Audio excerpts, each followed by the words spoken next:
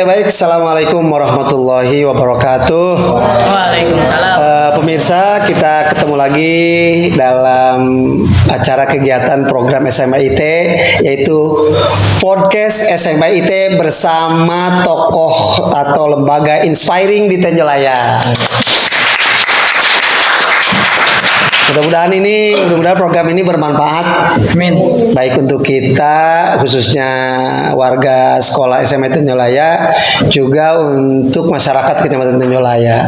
Baik, para pemirsa, pada kesempatan kali ini kita kedatangan tamu nih dari salah satu lembaga yang sangat penting ya untuk kita gali nanti ya, kita kuliti nanti ya. Siapa? Nana ya, kita gali informasinya, yaitu dari lembaga atau instansi apa namanya Pak Acep? Dari BKKBN, Badan Kependudukan Keluarga Berencana, baik Keluarga Berencana Nasional.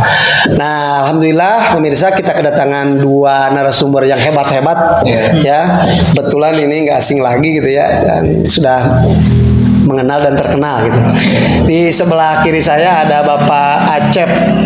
Ya, ini Pak Acep ini adalah penyuluh KB ya Pak? Ya, penyuluh KB. Penyuluh KB Kecamatan Tenjolaya yang ditugaskan Tenjolaya. Dan di sebelah kanan saya ada Ibu Nenti ya. Ya. Sepertinya saya sudah tidak asing lagi dengan Ibu ini ya. Iya Pak. Bu Nenti ini adalah petugas lapangan KB Desa Gunung Malang. Ya, PPKBD. PPKBD. Sih katanya apa tuh PPKBD? Atau pos KB. Pos KB ya, Desa Gunung Malang ya. Baik, mudah-mudahan hari ini Bapak Ibu bisa berbagi ilmu kepada kami ya dari pihak sekolah ya terkait dengan program keluarga berencana yang ada di Kecamatan Tenjolaya. Baik, terima kasih Pak Acep dan Bu Nenti sudah hadir di sini. Mudah-mudahan kita semua disehatkan oleh Allah Subhanahu wa taala. Dan apa yang kita lakukan ini bermanfaat ya untuk masyarakat. Baik. Kita mulai saja berbincang-bincang. Kalau memang nanti Bapak Ibu haus, adik-adik haus, silakan diminum. Karena kami sudah sediakan minuman ya. Insya Allah minumannya sehat ya, dan memang ini adalah racikan ya untuk kesehatan kita semua ya. Jadi ada logonya juga nih Pak. Jadi sambil ada sponsornya ya, disponsori oleh SMA IT Tenjolaya Boarding School dan Full Day School. Mudah-mudahan ya gitu. Baik. Kita upload dulu untuk SMA IT Tenjolaya. Baik. Yang pertama kali saya ingin ngobrol nih sama Pak Acep atau Bu Nenti. Pak Acep, sebenarnya program keluarga berencana di Tenjolaya ini kira-kira nih menurut Bapak nih ya, dirasa urgensinya pentingkah atau biasa saja atau bagaimana Pak? Oke, tadi sudah diperkenalkan, nama saya Acep Ahmad Jani ya. Kebetulan mewakili karena di Kecamatan Tenjolaya. Saya lebih mengenal dulu ya. Iya, baik. Bisa ekspos ke baik nanti sosial dan yang lainnya lah, komunikasi yang lainnya. Jadi memang di Tenjolaya juga ada namanya petugas itu penyuluh KB, ada 4 orang. Ada 4 orang, kebetulan saya mewakili lah seperti itu. Baik. Oke, sebetulnya urgensi sebetulnya kenapa sih harus KB itu sebetulnya keluarga berencana. Jadi kita harus merencanakan gitu. Kalau dalam Sunda di sini ya, jangka pendek, jangka menengah, jangka panjang, jangka imah, jangka maka, jangka sejabana. Seperti itulah. Yang dalam BKKBN harus santai karena basisnya memang keluarga itu, untuk ketahanan keluarga kayak gitu. Namanya juga kan KB, keluarga berencana. Sebetulnya proyek kami itu dari calon pengantin, Pak. Calon pengantin saya akan jabarkan dulu supaya nanti bisa ketemu urgensinya gimana nih. Dari calon pengantin, setelah calon pengantin kemudian menikah masih ada pembinaan, kemudian setelah menikah dia hamil masih kita dampingi juga juga ketika hamil, kemudian punya anak itu balitanya kita dampingi bersama-sama juga sampai dengan balitanya, kemudian remaja sampai dengan lansia. Semua runtutan keluarga itu kita masuk di dalam. Nah, mungkin ada tefeksi Artinya pendampingannya dalam jangka waktu lama ya Pak? lama sekali. Prosesnya itu butuh proses yang luar biasa dari 0 sampai 0 lagi lah. Kebetulan proyek sekarang ada yang namanya TPK, tim pendamping keluarga. Nah di situ mendampingi kayak itu kan 1000 hari pertama kehidupan. Sekarang kan lagi boomingnya stunting itu kan. Yes. Ya betul, stunting. Dimana proyek tersebut itu untuk mengurangi stuntingnya. Seperti itu. Nah urgensinya itu yang namanya keluarga berencana harus merencanakan dari 0 sampai dengan tadi 0 lagi. Lansia kemudian kan meninggal seperti itu. Nah di balik itu banyak fenomena segudang proyek, artinya kan dengan keluarga ini banyak sekali. Kenapa sangat penting? Sangat sekali penting karena di sini kita itu contoh misalkan di Jatim ya, calon pengantin ya Pak. Nah rata-rata di pengadilan agama itu 30 kasus cerai per hari. Kemarin pas lebaran naik lagi sama COVID sampai mungkin sampai 40 karena dengar baca lagi di ini sampai mau ditutup sehari sampai mau 100 kalau nggak kasus pelaporan untuk penggugat cerai. Ini anak-anak nih hati-hati ya untuk kalian nih. Calon-calon ke depan. Betul, tekanan keluarga. Bayangkan sehari 30 kali 30 hari udah berapa? 900 kan. Kasusnya beda-beda, ekonomi dan sebagainya, terus kekerasan rumah tangga dan sebagainya banyak sekali. Jadi itu proses di Jatim, calon pengantin. Makanya kita masuk di Jatimnya itu pembinaan. Kerjasama dengan KUA melakukan proyek KUA juga punya proyek. Nanti bisa diundang juga di sini. Yes, karena di KUA itu kan ada yang namanya standarisasi untuk menikah. Ya sekarang kan alhamdulillah proyeknya udah diatur berapa usia menikah. Sempat kan ada yang ditunda dulu nikahnya karena umur kan belum siap kan akhirnya ditunda dulu supaya matang lagi. Oke. Nah kita pembinaan di situ tuh. Nah dampaknya tadi ketika misalkan gak ada pendampingan Jatim sebagai itu ledakan semakin banyak Pak. Yang kasus cerai salah satunya. Nah kemudian setelah itu pembinaan Jatim bagaimana salah satunya kita menyampaikan tentang PUP, pendewasa usia perkawinan. Kalau di BKKBN sendiri ideal menikah itu 21 untuk perempuan. Ya, 21 untuk 21. Ini berapa deh umurnya? Saya 15. Oh, 15. Jangan dulu nih kalau Kalau Ahmad berapa? Enggak, Pak. 14. Sabar dulu ya, men. 21. Itu ideal ya. Ya, laki-laki itu 25 untuk minimal 25.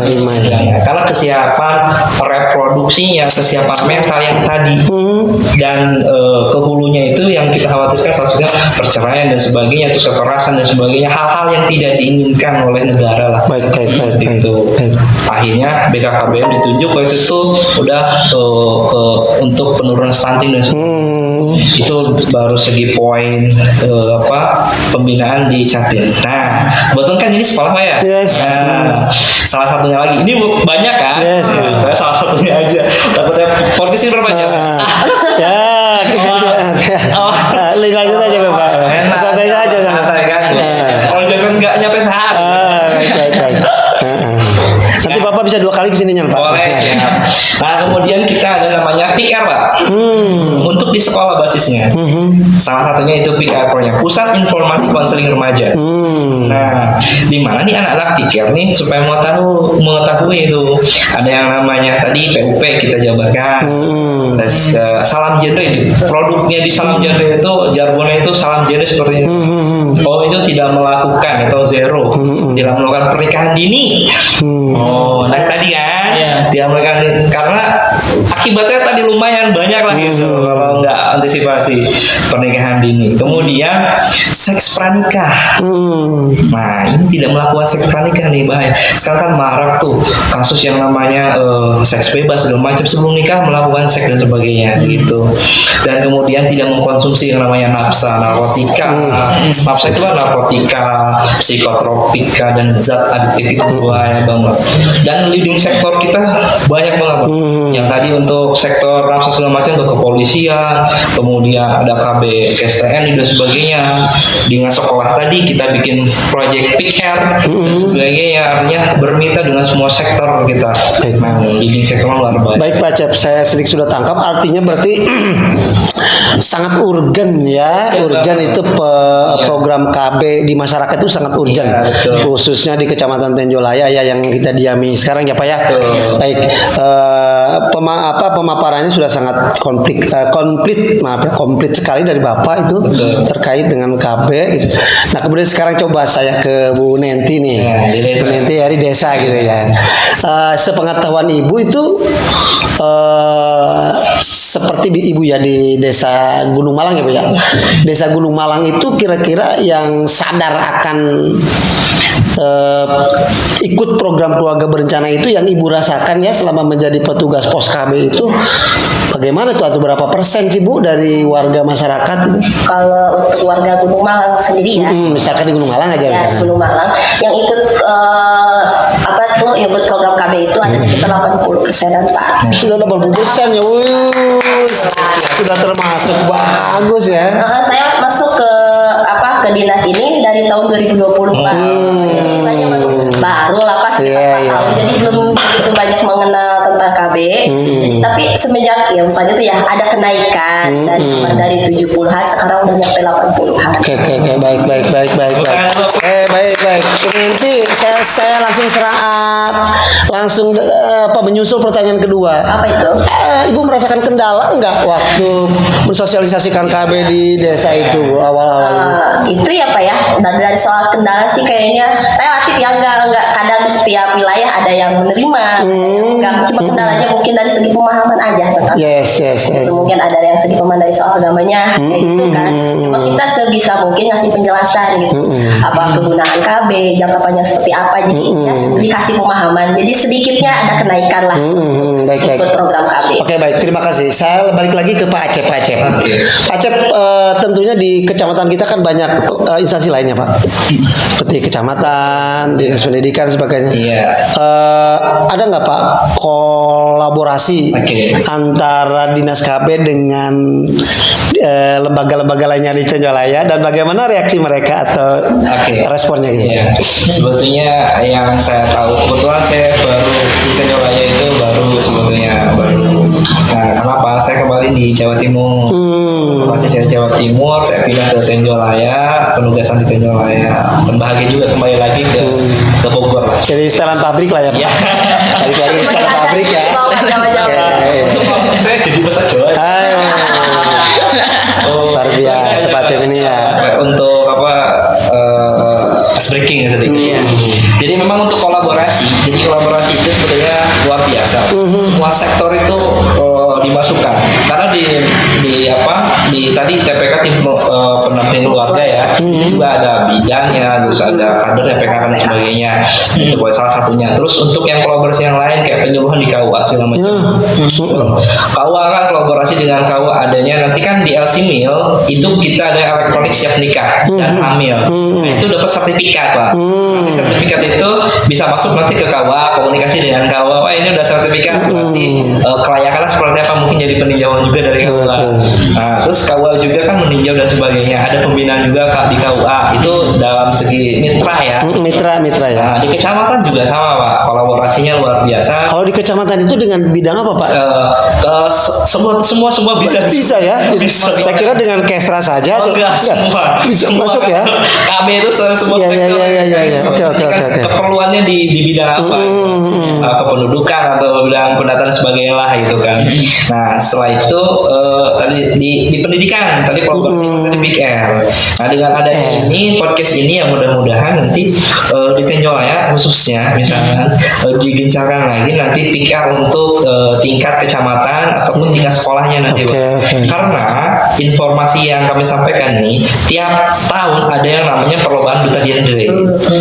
Ya, duta genre, generasi remaja, generasi keluarga, genre, generasi remaja. Saya sampaikan tadi itu jargonnya salam genre. Coba dites dulu ya. Kalau kakak bilang salam genre, jawabnya salam. Coba deh, salam genre. Salam. Ikutan juga, Pak. Oh iya, Pak. Saya ikutan juga nih. Saya kira berdasarkan umur, Pak. Ternyata saya juga ikut ya. Oke, Pak Acep, Pak siap. Oke, saya sudah siap. Oke, siap. Salam genre. Salam. Ayo. Salam genre. Salam. Salam genre. Salam. Salam genre. Salam. Nah itu salam. Terus ada lagi yang kedua, remaja genre ya. Jadi dijawabnya sehat, cerdas, ceria. Wah, udah mulai sulit nih. Ya guys, sehat, cerdas, ceria. Oke, siap ya. Remaja genre, Sehat, cerdas, ceria. Ada lagi-lagi jargon Indonesia itu genre Indonesia dijawabnya saatnya yang muda yang berencana. Rencananya seperti itu. Sarangheyo. Genre Indonesia saatnya yang muda yang berencana. Nah itu. Jadi kan sudah dipaparkan genre itu apa, generasi remaja itu ya. Itu proyeknya salah satu jargon yang memang untuk mengantisipasi tadi untuk kenakalan remaja. Yes. Kayak gitu. Setuju, Pak. Nanti makanya kolaborasi lagi lebih kita akan tingkatkan lagi dengan semua sektor itu, diperkuat dengan inovasi kayak gini nih inovasinya nih. Oke. Podcast, misalkan kegiatan di puskesmas juga mungkin ada proyeknya PKP atau apa yang di puskesmas atau misalkan yang di di KUA misalkan penyuluhan juga di KUA kita kolaborasikan sejauh ini. Artinya gini Pak Cep, kolaborasi setiap lembaga juga ada ya, dan mereka sebenarnya saling keterkaitan ya. Kalau misalkan urusan remaja mau nikah dengan KUA tinjauan agamanya, kemudian usia, kemudian sebagainya gitu ya, dengan kecamatan, iya dengan puskesmas berarti dalam hal ini dan sebagainya ya Pak Cep ya. Betul-betul semuanya saling mengkait ya. Kaitkan. Betul. Menambahkan untuk puskesmas ada yang namanya pelayanan KB Pak. Pelayanan KB keluarga berencana itu sebetulnya kadang orang bikin KB-nya apa ya Mbak? Sebetulnya KB-nya apa? Baik. Ada yang namanya itu alat kontrasepsi Pak. Ini perlu anak-anak remaja juga kita sampaikan ke PIKER. Mereka harus tahu itu namanya kondom dan sebagainya. Jadi bukan tabu ya Pak? Bukan tabu, harus tahu. Punten Pak Cep, Bu Nanti. Selama ini kan kalau masyarakat tradisional, ketika anak-anak remaja atau anak sekolah ngomongin tentang hal-hal semacam itu ya, tanda kutip misalkan kondom, alat kontrasepsi, awas kamu, itu belum saatnya. Sebenarnya nggak begitu ya Pak? Nggak begitu, sebetulnya memang anak itu, anak remaja harus tahu. Kalau misalnya di BKKBN itu kan ada yang namanya, ini loh kondom, bahayanya ketika belum nikah kan nggak boleh segala macam. Takutnya mereka dibodoh-bodohin sama orang yang tidak bertanggung jawab. Kayak ini ya. Nah, ketika mereka tahu, ini jangan loh, kayak gitu. Seperti narkoba misalnya, jenis-jenis mereka harus tahu. Nanti misalkan pihak kepolisian menjabarkan tentang jenis-jenis seperti ini, kita kolaborasi dengan kepolisian misalkan menyampaikan, ini loh narkoba itu misalkan ganja seperti ini loh. Memang bahayanya apa gitu, bagaimana sebenarnya? Dan itu penting banget. Betul. Kadang memang orang tua jangan gitu. Iya. Kayak gitu. Ya artinya gini Pak Cep ya, anak-anak kita juga sebenarnya layak untuk mendapatkan pemahaman itu ya. Betul. Baik, terima kasih Pak Cep. Obrolan kita makin menarik nih Pak. Kalau bisa sambil minum kita boleh ya Pak? Boleh minum. Karena ini nanti keburu dingin nih. Ayo anak-anak kita minum. Bismillahirrahmanirrahim. Ini ramuan ini Pak Cep nih. Ini teh ya? Iya, teh dan gula. Asli. Iya. Asli sini, Ra? Asli. Iya. Asli buatan SMIT Tenjolaya. Oh, iya. Baik. Tepuk tangan ya. Nah, Pak Cep, Bu Nenti, tadi saya udah banyak nanya ya, ngobrol-ngobrol gitu ya. Nah, di sini saya melibatkan ini para siswa. Ya, para siswa juga ternyata antusiasnya untuk ikut sangat tinggi juga gitu, ingin tahu sih gitu ya tentang KB gitu. Nah, saya kenalin dulu nih. Ini di sebelah kanan saya adalah siswa pertama ya, angkatan 1 SMIT Tenjolaya. Namanya Amel ya, nanti memperkenalkan diri. Di sebelah kanan saya Amel, kelas 10. Kemudian yang sebelah kiri ini ketua kelas. Oke. Namanya Ayas. ya, ya. Ayas nanti ya. Tuh ya, tuh Yes, itu ya. Jadi sepertinya mereka juga ingin nanya-nanya nih ke Bapak Ibu, boleh ya? Boleh. Ya gitu ya, Amel ya. Berani. Aduh, anak muda sekarang itu gimana? Tadi Pak salamnya Pak? Salam genre. Salam. Remaja genre. Sehat, Sehat, cerdas, ceria. Jangan sampai lupa lagi tuh ya. Yang ditanya kepala sekolahnya siapa namanya? iya. Oke baik. Mungkin dari siapa dulu nih? Pengen nanya-nanya nih ke Pak Acep dan Bu Nenti. Ayah sama Amel. Ayah sama Amel nih. Amel dulu. Semangat sekali. Luar biasa, silakan Mel. Perkenalkan Pak Bu, nama saya Melani Putri Setiawan. Melani.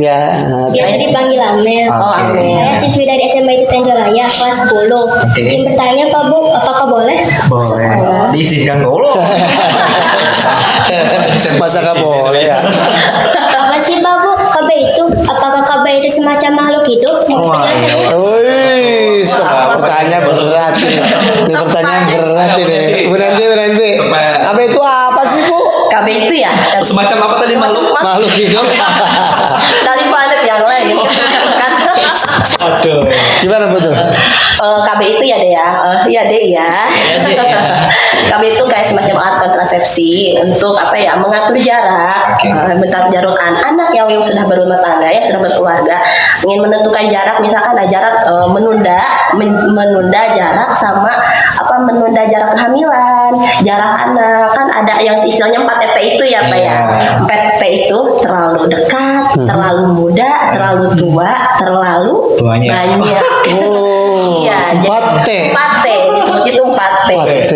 Terlalu muda, terlalu tua, terlalu dekat jarak anak, dan terlalu banyak anak. Terlalu banyak. Ya.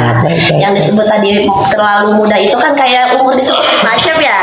Idealnya hamil itu atau ideal nikahnya itu sekitar 21 untuk perempuan. Ini kan seperti yang bilang Pak Acep itu karena reproduksi kita itu belum siap gitu. Jadi dari umur sampai 21 itu pas reproduksi kita udah siap lah untuk yang adanya makhluk hidup di dalam kita. Luar biasa. Betul. Nah, yang tadi yang ditanyakan De Amel itu tentang apa itu KB itu alat semacam ada alat yang hormonal, ada yang non hormonal. Yang hormonal itu seperti yang pil ya Pak ya. Pil. Yang berhubungan dengan hormon itu ada pil. Pil itu 1 bulan jaraknya deh. Cuma ada yang 3 juga, ada yang disuntik 1 bulan, ada yang 3 bulan suntik ya. Kalau untuk pil itu 1 hari 24 jam. Itu harus tepat. Jadi itu yang kebanyakan di warga Gunung Malang ya suka bingung gitu. Ini jam segini gitu. Yang udah minum belum gitu. Jadi kan kalau misalkan maghrib minum jam 6, besoknya juga harus minum lagi gitu. Jadi harus tepat. Jadi intinya begini Bu, 4T itu ya atau ber-KB itu adalah merencanakan tentang kehamilan, jarak anak. Punten Pak Acep, Bu Nenti, ada sebagian pemahaman masyarakat nih yang harus diluruskan ya. Harus diluruskan. KB itu menghambat kehamilan, tidak bolehkan punya anak. Nah itu ya, dengan KB ini kayaknya tidak syukur nikmat Tuhan gitu ya. Biasanya ada nikmat banyak rezeki. Banyak rezeki. Nah, jadi sebenarnya nggak begitu ya Pak Acep ya, Bu Nenti ya. Bukan itu tujuan KB, bukan. Gimana Pak Acep bisa nambah itu? Jadi sebetulnya tadi banyak rezeki. Kalau statement orang, pendapat orang ya bebas-bebas saja. Semua orang boleh berpendapat kan kayak gitu. Jadi adanya KB itu sebetulnya tadi untuk misalkan bukan mengukur tadi apa katanya menunda dan sebagainya. Contoh misalkan nih umur 21 25, reproduksinya siap apa belum? Misalnya belum, oke pakai alat kontrasepsi aja nih. Yang berapa? Oke saya mau menunda anak pertama, penundaan anak pertama namanya, penundaan anak pertama PAP. Anak pertama kita mau tunda. Salah satunya dengan bisa minum pil. Kalau minum pil itu teman-teman hati-hati yang belum menikah itu harus tahu pil KB namanya.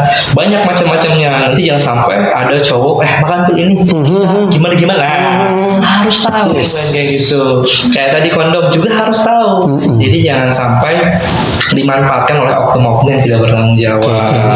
Terus kemudian setelah penundaan anak pertama PAP, kemudian yang namanya untuk pengendalian penduduk. Loh, sekarang teman-teman gini loh, baru nikah 1 tahun udah punya anak misalkan, punya anak umur 1 tahun misalkan, udah hamil lagi. Nah kemudian yang ini baru setahun lebih, ini udah anak lagi kecil nih misalkan. Loh gimana cara mengurusnya, kerepotan nggak sih? Ternyata pas ngobrol nanti harus diundang juga nih ibu-ibu menyusui yang banyak anak supaya seimbang nanti. Nggak katanya tadi menghambat ini segala macam, harus seimbang karena beberapa pihak. Nanti kita banyak anaknya seperti apa kondisinya, ternyata capek pak, ini pak, terus belum lagi suami kerja, ini nggak keurus, anak terlantar karena jarak anaknya itu satak tunji, biasanya setahun hiji bahasa Sunda ya, bahasa setahun hiji tunji. Jadi proses itulah yang bisa menunda jarak anak dan sebagainya. Itu juga untuk agar cinta kasih dan semua kasih sayang terhadap anak itu tercukupi dari orang tua ya, dari orang tuanya. Karena kita kayak misalkan pendampingan ibu hamil, ibu-ibu taunya stimulasi itu banyak yang kurang tahu, kurang paham tentang stimulasi. Jadi yang mereka tahu, cek kolot baheula, bahasa Sunda ya, cek kolot baheula dicabakan, cenah, leuleum pangan cenah, biar sehat ibu hamil. Sebetulnya salah satunya ada stimulasi itu ada 3. Stimulasi itu apa deh? Rangsangan rangsangan. Jadi rangsangan bukan negatif ya, ada rangsangan buat nafsu makan dan sebagainya. Kalau ini untuk ibu hamil, nanti lewat sentuhan. Setelah lewat sentuhan, lewat suara dan sinar matahari atau senter juga bisa. Itu stimulasi sangat penting karena mempengaruhi untuk perkembangan otak dan perkembangan mental di masa yang akan datang nanti ketika lahir nanti. Begitu Pak. Baik. Jadi enggak ibaratkan banyak anak banyak rezeki, betul. Sebetulnya banyak anak rezeki itu kan udah rezeki dikasih alhamdulillah kan gitu. Tapi dampak dari itu ketika memang tidak bisa mengatur kasih sayang dan sebagainya, yang dikhawatirkan anak terlantar dan sebagainya. Kalau dalam kaitan agama lebih mudarat lagi ya Pak. Jadi saya sedikit menyimpulkan berarti KB itu bukan menghambat karunia Allah anak ya, tapi hanya mencegah, memberi jarak atau mengatur jarak gitu ya, begitu ya Mel. Jadi KB itu bukan makhluk hidup ya. Tapi pertanyaannya itu emang gelitik sekali, bagus sekali ya. Oke, baik, terima kasih. Amel paham ya? Alhamdulillah Pak. Paham ya, luar biasa ini. Keluarga berencana. Keluarga berencana, calon nanti Amel keluarga berencana nanti ya ikut ya. Kalau udah nanti 21 tahun ya. Mudah-mudahan. Baik. Nah, sekarang dari sang ketua kelasnya coba. Wah, biasa. Ayas ya, sang ketua kelas coba gimana nih? Ada yang ingin ditanyakan nggak nih? Ada Pak. Oke, silakan. Sebelumnya saya memperkenalkan diri dulu. Nama saya Muhammad Izzuddin Ayas. Saya kelas 10 dari SMA IT Tenjolaya. Oke. Saya boleh nanya nggak nih Pak Bu? Oh boleh terjun. Boleh. Apa sih manfaat belajar KB untuk remaja seperti kita ini Pak? Oke, gitu Pak Cep tuh pertanyaannya. Manfaatnya apa mengetahui KB di usia remaja gitu? Iya. Jadi gini, ketika teman-teman mempelajari dari sekarang, teman-teman akan bisa merencanakan masa depan. Bahaya, resiko dan manfaat yang harus kita lakukan. Kadang gini, anak sekolah beres kelas 12, misalkan udah lulus, mereka bingung memutuskan nikah, apa kuliah, betul, apa kerja, apa kayak gimana. Nah, kebimbangan itu yang meledak-ledak. Dulu juga pasti rata-rata pemikiran remaja seperti itu. Ketika teman-teman mengkonsep dari awal, melatih sedikit cerita ya. Jadi tubuh kita terdiri dari 5 triliun sel lebih. Kebayang kan? 5 triliun sel lebih. Setiap selnya mati dan tumbuh itu per bulan sekali. Misalnya nih teman-teman sering galau. Kalau misalkan galau, otomatis pembentukan sel itu akan sering galau. Terus mati tumbuh sering galau. Tapi ketika teman-teman bereksplorasi atau misalkan berinovasi, terus sering diskusi, maka pembentukan sel itu akan seperti itu. Sering-sering nih diskusi sama teman-teman dan belajar, nanti mudah-mudahan nanti dibentuk PR Pak ya. Siap. Baik. Nanti pikir kita buat grup FGD namanya, Focus Group Discussion kayak gini. Nanti kita belajar tentang yang namanya kesehatan reproduksi, kemudian yang namanya KB tadi, alat kontrasepsinya, kesiapan menikah, sebab akibat, dan misalkan masalah-masalah di remaja kan gitu. Kan karena kenakalan remaja ini teman-teman harus tahu, kalau misalkan kita nggak menjaga diri kita, tidak mengetahui apa yang kita lakukan, misalkan nih, Dek minum nih, enak loh, minuman keras padahal. Kalau kita tidak tahu dipaksa sama teman gimana? Iya. Diminum nggak? Minum, soalnya nggak tahu. Ya tahu kan, ngobrol keras. Ini ada pil permen, padahal kan obat-obatan. Ini deh makan pil apa segala macam. Kalau kita nggak tahu pasti diminum nggak? Iya. Minum kayak itu. Pentingnya pengetahuan salah satu untuk pencegahan, yang tadi. Mencegah hal-hal yang negatif. Kemudian buat kita yang kedua berinovasi nih. Oh iya, keluar berencana kayak gini. Tadi kan banyak kasus penceraian. Aku ketika misalkan tidak matang, ini bahaya. Kasus penceraian banyak, bisa terjadi seperti ini. Kasus pelecehan juga banyak, bisa terjadi seperti ini. Tergantung misalkan apa yang kita lakukan nantinya kan kayak gitu. Ketika kita tidak tahu hal-hal kayak gini, otomatis bakalan kita bisa terjerumus ke dalam hal-hal yang tidak diinginkan. Baik. Itu manfaatnya. Selain itu banyak banget. Artinya Pak Cep, pertanyaan Ayas tadi sangat penting Pak. mengetahui sejak sekolah, sejak remaja tentang program keluarga berencana. Betul sekali. Baik. Semakin menarik nih obrolan kita. Boleh sambil minum lagi Pak? Minum lagi Pak. Aduh, ini sambil makan ya. Aduh. Nanti ini sesi 2 nanti kalau makannya. Semakin seru nanti sambil bahas breakingnya. Ya, oke, siap. Biar nggak tenang nih anak. Iya. Jadi kenapa saya libatkan anak-anak atau siswa Pak Acep, Bu Nenti, supaya mereka lebih awal mengetahui tentang keilmuan ini. Betul. Ini adalah salah satu program saya untuk mereka lebih cepat pemahaman tentang nanti sebelum menghadapi dunia nyata gitu ya. Betul. Baik. Sekarang masih dunia goib. Sekarang masih dunia goib nih. Oke, saya balikin lagi nanti ke siswa nih. Masih ada nggak nih anak-anak? Masih Pak. Ini malah berebut ini ya. Senang ya nih, senang nih. Amel mau nanya lagi? Boleh. Bapak, Ibu, Ama penasaran. Ada berapa sih petugas KB di Kecamatan Tanjolaya? Baik petugas KB kecamatan maupun desa gitu ya. Iya. Oke, silakan tuh mau. Oke. Bangga. Sebetulnya tadi sudah diperkenalkan. Mungkin karena tegang kali. Biasa nggak apa-apa. Jadi petugas di Tanjolaya itu prolog tadi. Ada penyuluh KB-nya ada 4. Ya, ada Bu Dinta, kemudian sebagai koordinator lapangan, kemudian ada Bu Elin, ada Bapak Kamaludin juga namanya. Komeng. Komeng kalau itu. Saya gitu. Jadi ada 4 ya petugas KB, penyuluh KB. Kemudian ada juga untuk yang di tiap desa itu pos KB ada tiap desa 1. Di PPKBD atau pos KB itu ada di pembantu pembina keluarga berencana. Gitu. Di 7 desa, berarti 7 orang. Ada lagi tiap RW ada lagi Pak. Sub PPKBD. Sebetulnya itu juga masuknya IMP ya. IMP. Kalau misalkan dari ininya langsung atau penyuluh KB-nya itu ke depan. Tapi tadi ada IMP atau misalkan dari PPKBD yang dari desanya. Karena di SK-kan di desa. Di SK-kan di desa seperti itu. Jadi kalau di jumlah berarti 4 kecamatan ya Bu, Pak ya? Kecamatan. Enggak, artinya 4 di kecamatan ya. 4 orang untuk petugas kecamatan, 1 desa, 1 pos KB ya. Dan per RW juga ada ya. Baik. Itu kalau itu sebetulnya kita juga masuk ke desa Pak.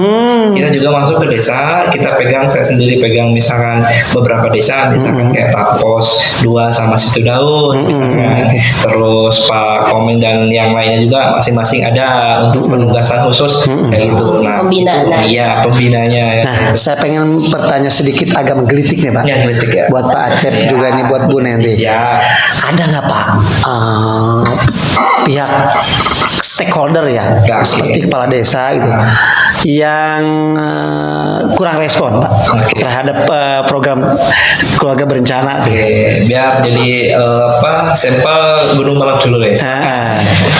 Gimana respon dari pemerintah misalkan ada gitu? Sejauh yang ini Gunung Malang ya. alhamdulillah respon baik. Semua Baik. kegiatan yang ada di desa didukung. Apapun yang kita ajukan mengenai dari dinas BKKBN ya, program-program yang kami ajukan alhamdulillah didukung. Desa-desa lain gimana Pak Cep?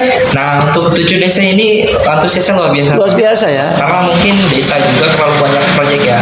Karena semua dilimpahkan ke desa, itu kan luar biasanya. Justru kita sambil kawal, sambil juga saling support lah bagaimana supaya program semuanya berjalan. Dan memang apalagi sekarang pada kegiatan PMT becak-becak, stunting juga kolaborasi. Wah, orang apalagi Bogor sekarang jadi orang tua asuh misalnya. Wah, banyak banget proyeknya. Jadi memang sangat membantu sekali ke masyarakat yang nantinya mungkin kita juga akan bikin proyek inovasi lah nanti ke depan supaya apa yang kita harapkan BKKBN ini tetap memberikan kontribusi dan memberikan inovasi untuk remaja masa depan. Oke. Anak masa depan, Baik, semua masyarakat masa depan. Artinya pada dasarnya lembaga pemerintah desa mendukung lah Pak ya.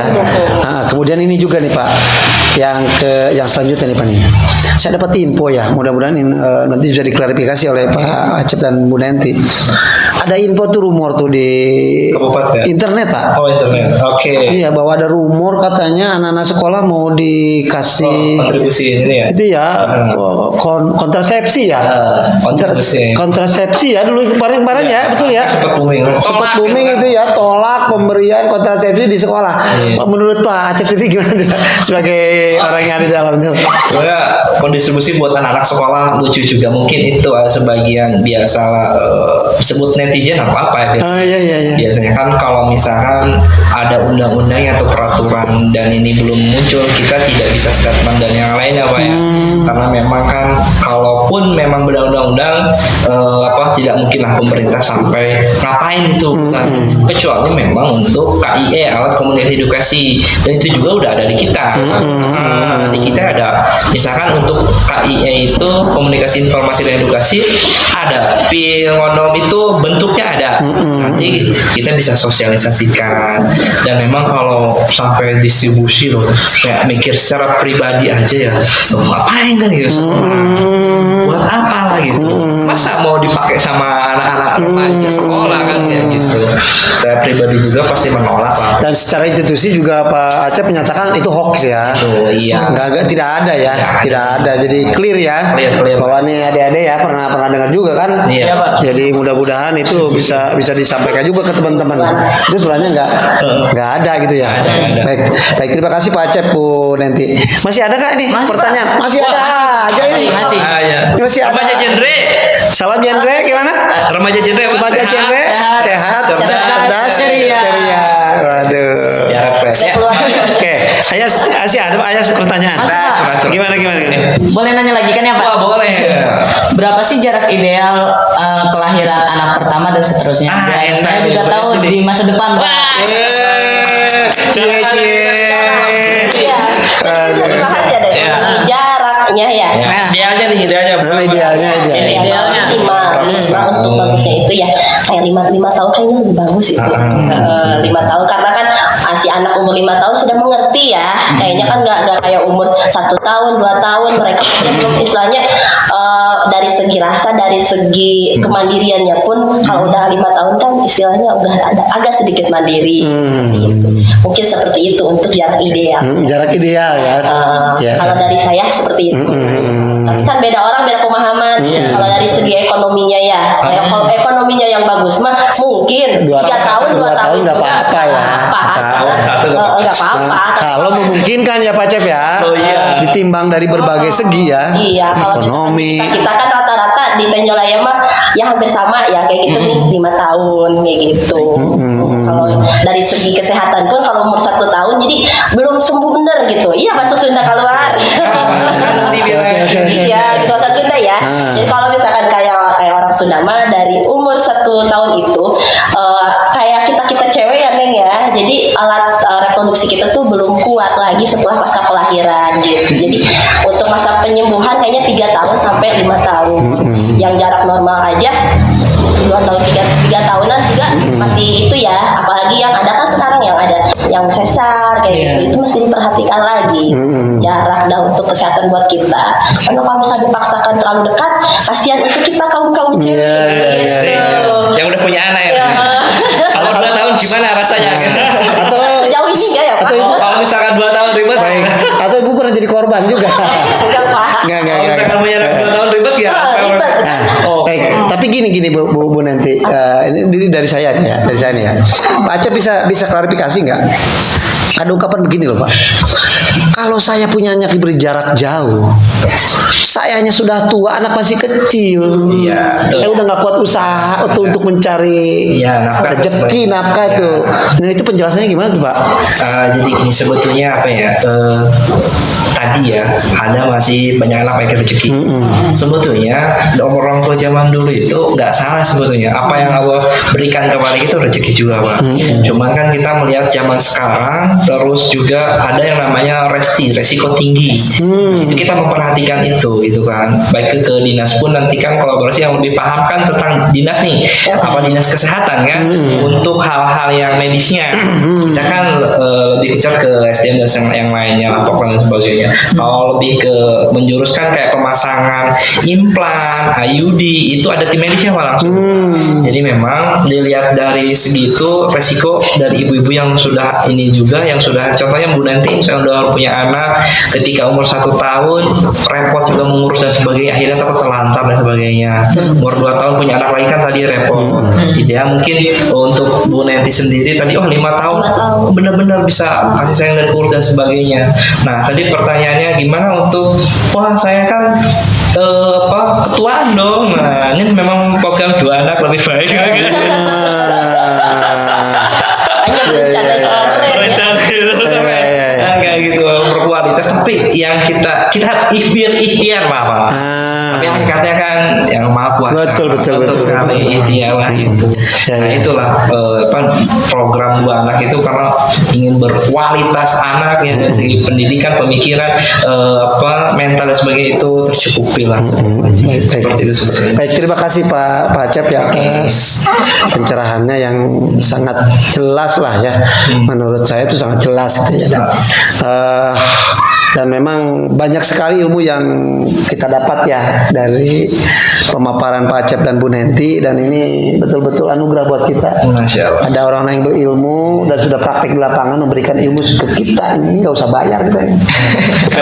Kalau kuliah ini stadium general ini ya seperti ya. Masih masa depan ya. Baik. Kira-kira nih masih ada nggak pertanyaan dari Amel? Masih ada. Ini ada. Saya kira udah beres. Mantap, tapi bagus kok. Gimana Amel? Masih ada? Ada 1 pertanyaan lagi Pak. Boleh 10 juga nggak apa? Apa? Gimana? Apakah petugas KB sudah melakukan sosialisasi ke sekolah yang berada di Kecamatan Tanjolaya? Oke. Terkait apa nih? Apa tuh? Terkait Sosialisasi KB ya? Iya. Sudahkah gitu? Bapak-bapak dan ibu-ibu ke sekolah-sekolah gitu ya? Gimana Bu Nanti yang dialami Bu Nanti? Kalau kayaknya Pak Acep deh ini. Oke. Kan ada PIKR itu ya, Oke. ada PIKR sekolah nanti. Iya betul. Sebetulnya ada di kita itu tadi program PIKR, program kita udah disampaikan itu udah lama banget dari dulu dan pusat informasi konseling remaja. Ke sekolah-sekolah itu sebetulnya kan SK dari sekolah. Ada kita bagi-bagi. Ada SK dari pihak sekolah. Ada itu namanya PIKR tingkat sekolah. Ada PIKR tingkat desa itu ditandatangani sama kepala desa. Jadi SK-nya dikeluarkan oleh kepala desa. Dan satu lagi ada lagi PIK kecamatan. PIKR kecamatan itu SK-nya dari kecamatan. Nah kalau di tingkat sekolah sekolah siapa mau siapa punya siapapun boleh membentuk itu, boleh membentuk PIKR karena SK-nya dari bapak kepala sekolah di sini Pak Kamal ya buat aja nih SKK untuk jadi PIKR. Nanti kita diundang lagi ke sini, kemudian kita lebih intens nantinya diskusinya supaya pemahaman lebih banyak. Ini kan podcast kan terbatas ya, 1 atau 2 pilih aku atau dia lah sedikit lah. Betul. Ya, 1-2 jam maksudnya. Baik. Satu. Baik. Terima kasih Pak Acep ya. Jadi gitu ya, Mel. Ada namanya PIKR di sekolah-sekolah Ya, itu. Sosialisasinya melalui PIKR ya gitu. Nah, itu udah jelas ya, Mel? Sudah jelas ya. Ayas? Masih ada Pak? Pertanyaan lagi Pak. Senang saya. Dua juga nggak apa-apa kalau waktu masuk. Gimana Yas? Pertanyaan terakhir nih Pak dari saya nih Oke. Pak. Berapa sih batas usia seorang ibu dalam penggunaan KB? Nah, oke. Mau peneliti mau saya? Ayo lanjut lah. Oke, ibu itu sebetulnya ini. Tadi ada bahasa resti. Resti itu bukan mantan ya, bukan. Tapi resti yang di film preman pensiun. Oh iya, ada namanya resti. Bapak sampai sejauh ini? Oh sejauh ini jauh banget ya. Takut biasa, ice breaking dulu lah, supaya nggak tegang. Resti itu bukan berarti nama seseorang dan sebagainya. Mohon maaf ya, bisa ada nama resti sini. Resti gak di sini? Nah, itu ada sebatas singkatan aja, mohon maaf. Resti itu resiko tinggi. Resiko tinggi. Jadi memang sampai umur 49 tahun. Pasangan usia subur ya. 49 tahun. 49 tahun itu udah resti, sebetulnya resiko tinggi. Ketika hamil punya anak di umur segitu bukan agak sedikit lagi, tapi resti resiko tinggi. Dulu memang umur 50 juga masih hamil Pak ya. Anak 9, kebayang nggak? Anak 10 ada dulu zaman dulu. Udah nanti anak berapa? Ketujuh. Ketujuh. Dulu luar biasa kayak gitu.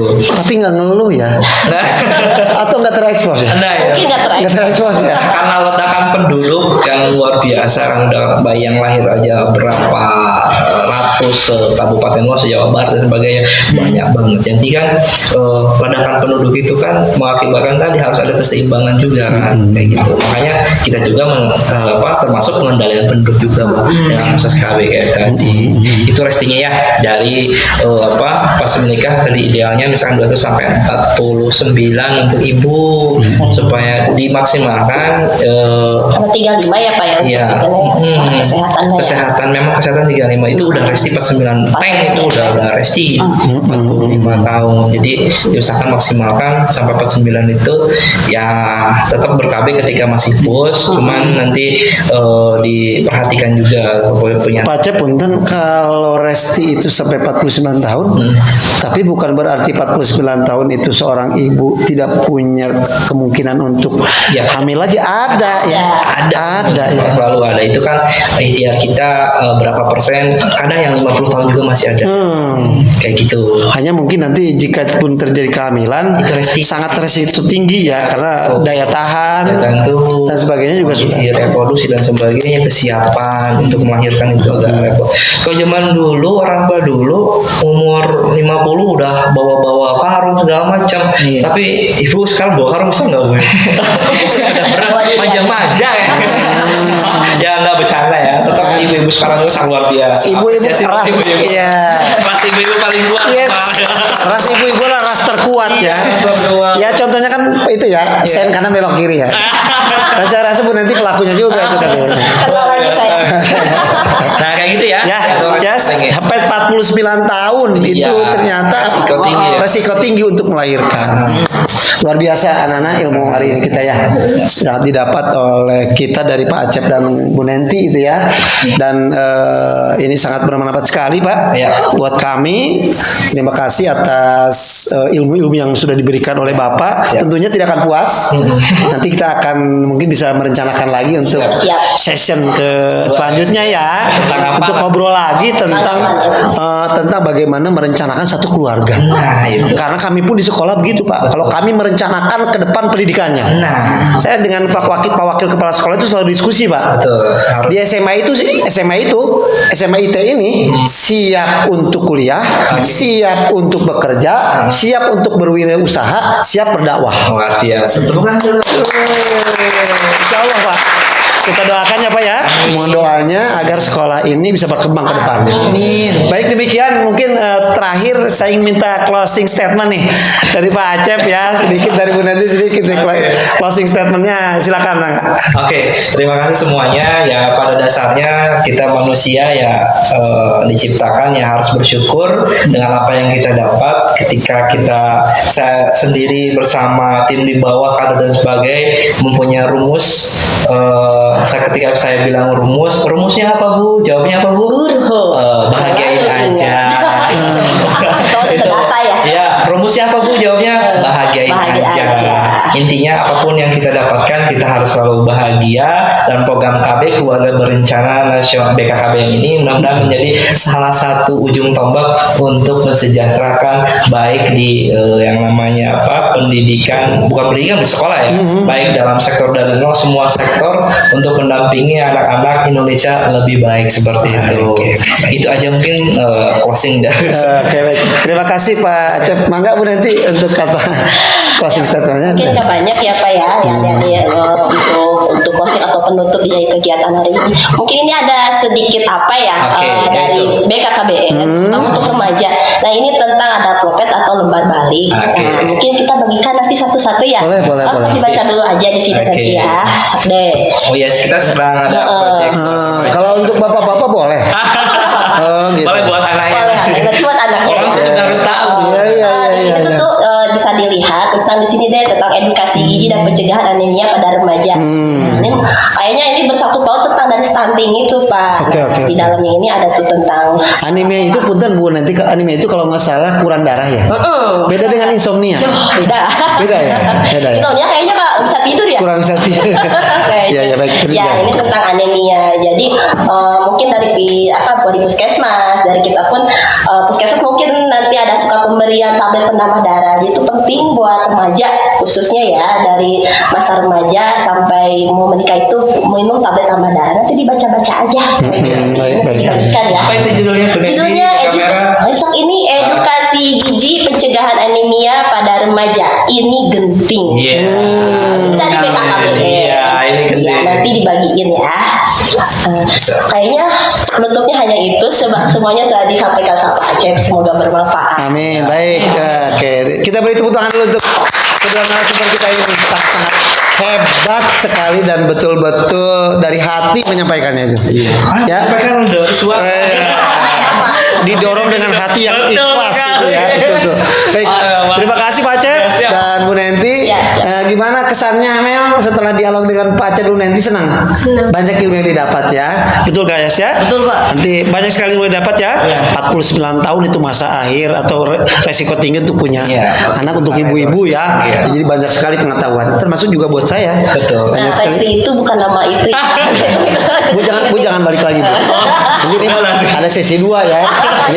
Ini yang bingung ngasih cindera matanya kan yang Baik demikian pemirsa podcast kita kali ini, mudah-mudahan bermanfaat. Terima kasih sekali lagi Pak Acep, kemudian Bu Nenti selaku petugas-petugas KB, para pejuang Keluarga Berencana di Tenjolaya. Mudah-mudahan istiqomah Pak. Mudah-mudahan jadi pahala kita sekalian. Mari kita berperan di bidang masing-masing. Tujuannya adalah untuk membentuk Kecamatan Tenjolaya yang lebih bermartabat, lebih unggul ya, dan lebih berinovatif lagi ke depan. Terima kasih anak-anakku ya atas keikutsertaan kalian. Sampai ketemu lagi di acara podcast ke depan, di acara podcast SMIT Tenjolaya. Demikian kita tutup sama-sama dengan alhamdulillahirobbilalamin. Sampai jumpa. Assalamualaikum warahmatullahi wabarakatuh. Dadah.